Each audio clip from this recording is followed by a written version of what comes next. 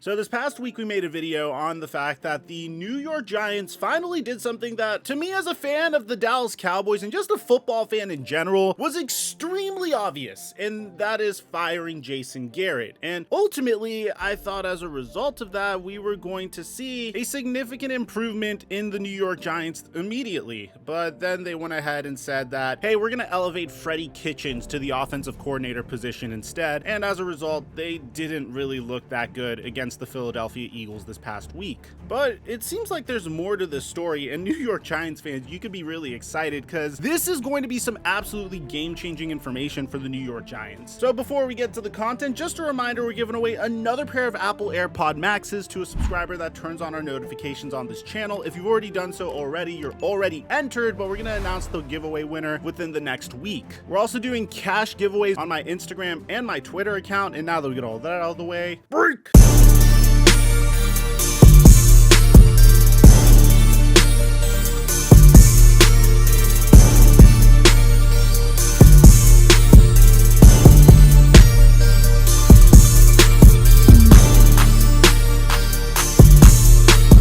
Mic check 1 2 1 2. What's going on, everybody? Ever since Tom Coughlin left the New York Giants, the franchise hasn't really been the same. And to the New York Giants' defense, Tom Coughlin didn't have tremendous success either. He did for a year or two when he went to become the executive president of the Jacksonville Jaguars, building that remarkable 2017 Jacksonville Jaguars team. But ultimately, we found out that the entire organization was very toxic, and he even alienated some of his star players as a result of it, and it was one of the many reasons why the Jacksonville Jaguars completely disintegrated. But in the case of Dave Gettleman, this is a man that had ties to the New York Giants for 14 years prior to being hired by them. And this is just a good example of how volatile it is to be working in the front office of NFL offices, because he was a scout for 14 years from 1998 to 2012. Then he would become the general manager of the Carolina Panthers during their lone Super Bowl tenure. And that was enough for the New York Giants to say, okay, we're going to bring you back, Dave, to be our brand new general manager, starting with the 2018 NFL offseason. Now, the very first move that Dave Gettleman did was hiring a brand new head coach in Pat Shurmur. He would then go on to draft Saquon Barkley with the number 2 overall pick in the 2018 NFL draft. It was with this pick when I started to kind of raise my eyebrows at the New York Giants because, again, I love Saquon. I think he's a transcendent talent, but if you just take a look at how Saquon Barkley's career went, this is what I predicted when he got drafted. I mean, it's really hard to measure pure running back talent, but personally, I feel like if you take a player like Saquon Barkley and put him behind the Dallas Cowboys offensive line, he would dominate and would probably be like a 1,500 to 2,000 yard running back. But that's not the case the New York Giants were in at all. They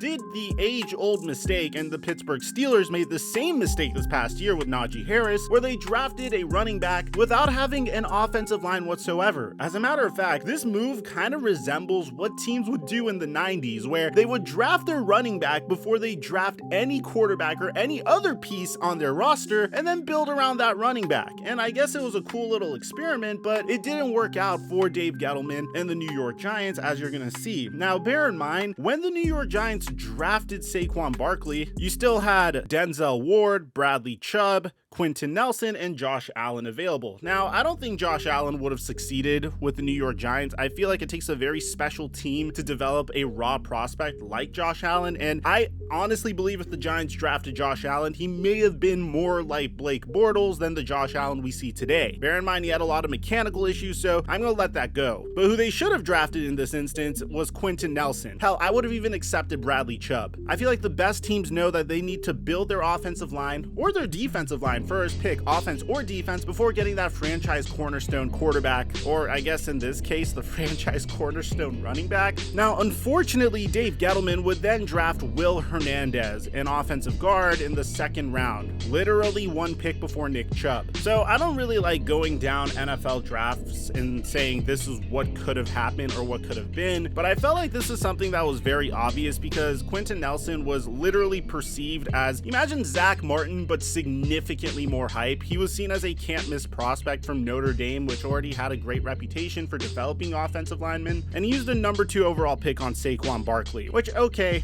fine. I'm sure it could get better from here on out. Well, unfortunately, it didn't. Hell, if he would have traded up and drafted Lamar Jackson at the end of the first round, then I may have forgiven him for this, but he didn't even do that. As a matter of fact, the entire storyline of Dave Gettleman is choosing the wrong time to address team needs. And it's really unfortunate because, again, the NFL draft is a lottery, and this lottery pretty much determines your success as a general manager. The following year, Dave Gettleman was extremely bold, trading the face of the New York Giants and Odell Beckham Jr. to the Cleveland Browns, which didn't really cause a lot of fans and media members to be happy. I mean, you're taking probably the most larger-than-life wide receiver in the NFL and trading him to Cleveland. So in exchange for Odell Beckham Jr., the Giants received Jabril Peppers and 2 draft picks that would become Dexter Lawrence and O'Shane Ximenez. I can't say that name, I'm really sorry. And don't get me wrong, Dexter Lawrence is fairly solid. This is definitely one of those trades that were like lose-lose for both sides. Dave Gettleman would then elect to draft Daniel Jones in that very next draft. Now, the best way to determine how inept a general manager is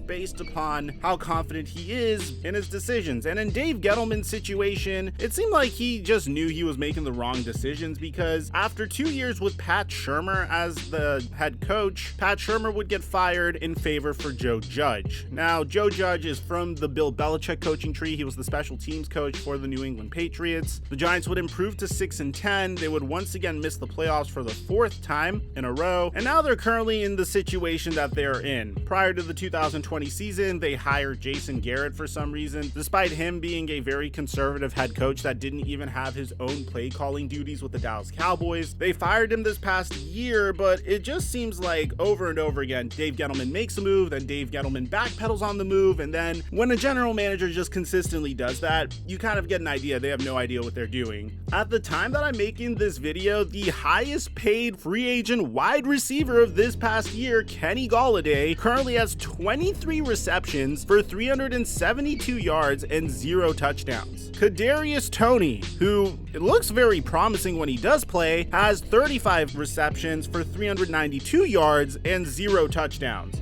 Their offensive lineman, Andrew Thomas, has more touchdowns than both of them combined. No, I'm not kidding. That's an actual statistic. So it seems like there's some good news coming for Giants fans that are sick of the Dave Gettleman era, because according to Ian Rappaport, the New York Giants aren't just done with the firing of Jason Garrett. According to this, there's more changes coming for the Giants, with general manager Dave Gettleman likely in his last year. So general manager Dave Gettleman, who has run the team's personnel department since 2018, is unlikely to return in 2022.